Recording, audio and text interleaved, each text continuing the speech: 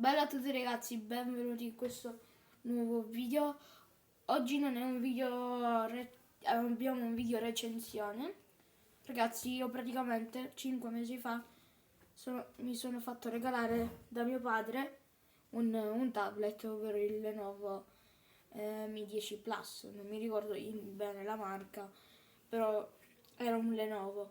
Praticamente poi un giorno io l'avevo messo qui sulla libreria, qua sui libri, e si è spaccato, non so che cosa, ma non si è spaccato sicuramente il display. E questo è quello che è successo.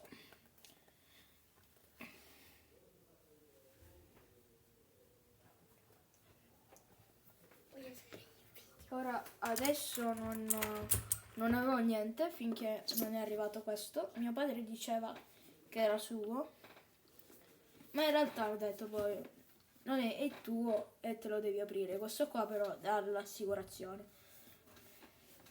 Io ringrazio ancora mio padre perché ha speso 300 euro di tablet, ovvero 2 tablet costano 300 euro perché il tablet è costato 150 euro.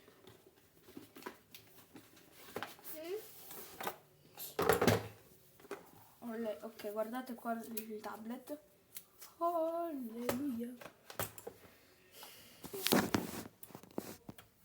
Ok, poi andiamo qua, abbiamo il momento SMR qua.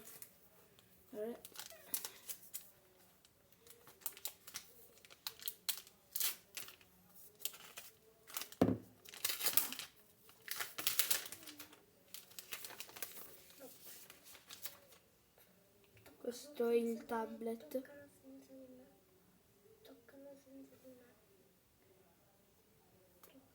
Come vedete, aspettate che lo accendo. Ok ragazzi, l'ho acceso. L'ho acceso, ovviamente qua c'è scritto Lenovo. Questo video non è sponsorizzato, grazie a Lenovo comunque.